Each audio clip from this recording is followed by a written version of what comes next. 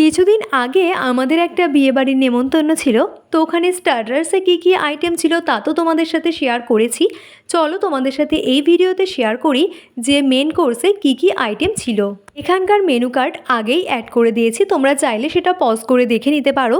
যাই হোক, প্রথমেই পাতে পড়ে গেছিলো ডায়মন্ড ফিশ ফ্রাই, কাসুন্দি আর স্যালাড। কাসুন্দি দিয়ে ডায়মন্ড ফিশ ফ্রাইটা খেতে কিন্তু দারুণ লাগছিল। আর আমার মতো তোমাদের কার কার ফিশ ফ্রাই ফেভারিট বলো তো। তারপরে ছিল সাদা ভাত, ভেজ ডাল, আলু ভাজা। শীতকাল মানেই তো বিভিন্ন রকমের সবজিপাতি পাওয়া যায়, আর সেই সমস্ত টাটকা সবজি দিয়ে মুগ ডাল সে তো খেতে দারুণ লাগে।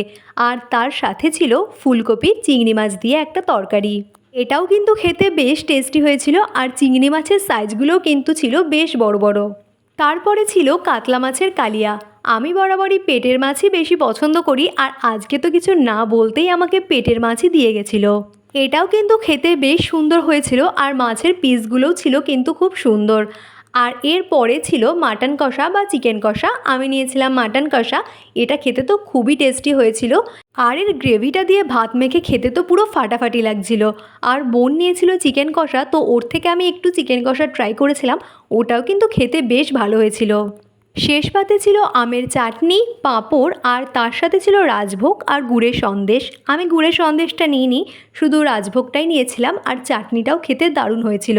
আর শেষ পাতে ছিল আইসক্রিম। আইসক্রিমটা নিয়ে তো কিছু বলারই নেই, আইসক্রিমটা খুবই টেস্টি ছিল।